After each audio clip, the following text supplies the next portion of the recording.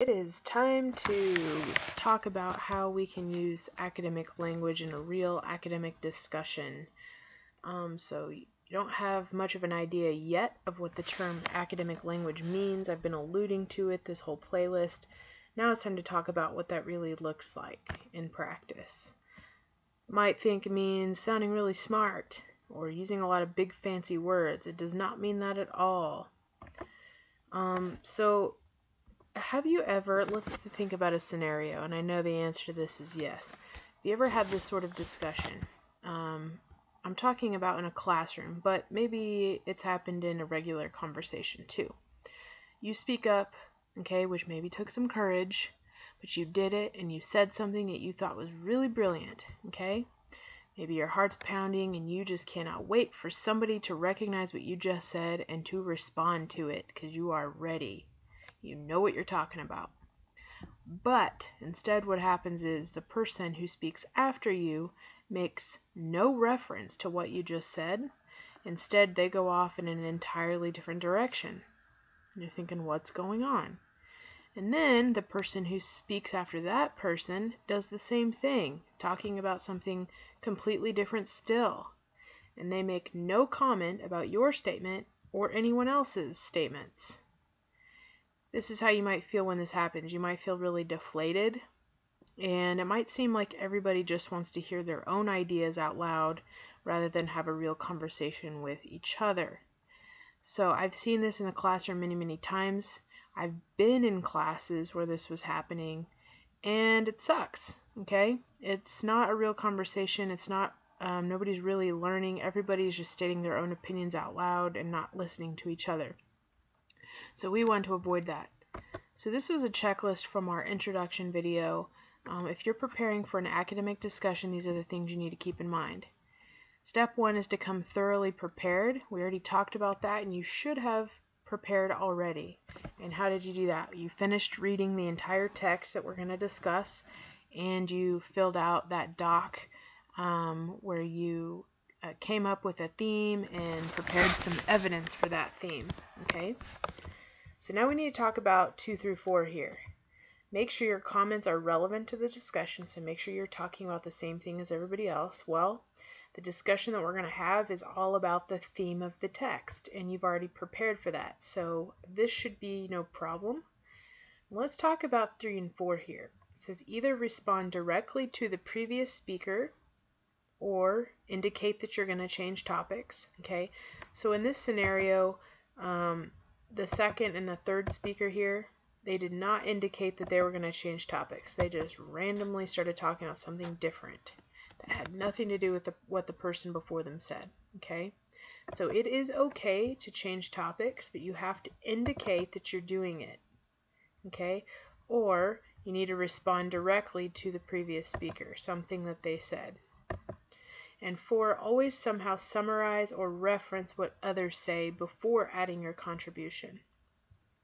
So I'm going to show you some examples of how to do this, okay, very briefly, and I will attach the slideshow so you can go back and look at these examples as you're preparing for our discussion.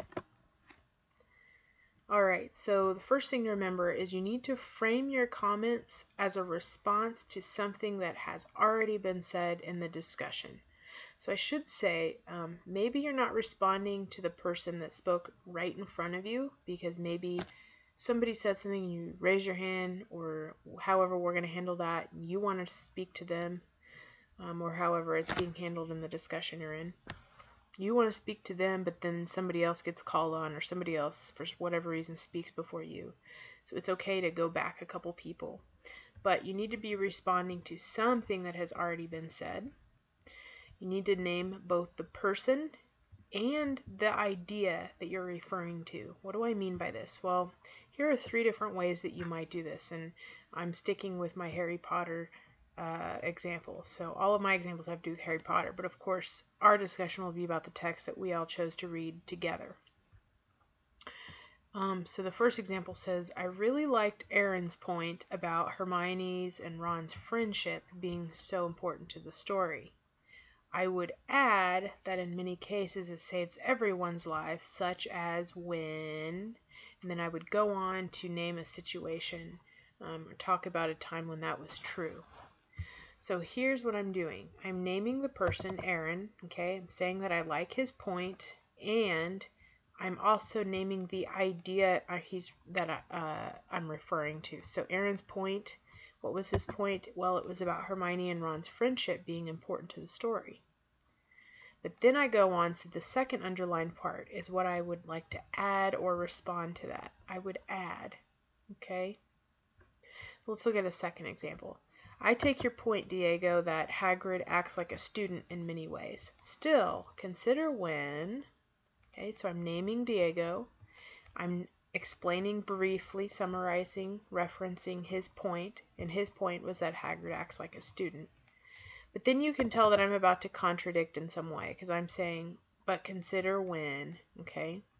So up here I'm adding to a point. Here I'm kind of contradicting it in some way. And finally I say, though Shay and Maurice disagree about Snape. Okay, so two people have spoken before me, Shay and Maurice, and they have a disagreement. I'm going to say they're both right in a way. Think about what happens when, okay? So here I'm actually, my point is that even though these two disagree, they share some similarities, and I'm pointing that out within the discussion. So see, the most important thing I want you to take away from here is that I am very clearly referencing what somebody else has said, and I'm referencing it by naming that person. We all know each other, so we can use each other's names.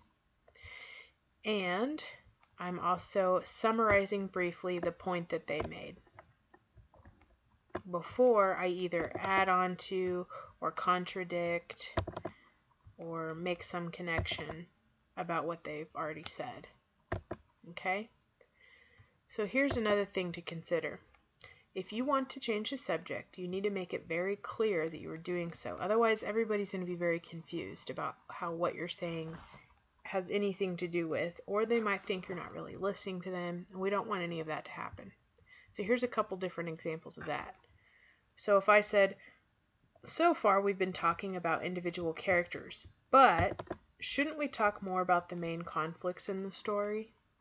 Okay, and then I would go on to broach this topic, which is conflicts instead of individual characters and their traits.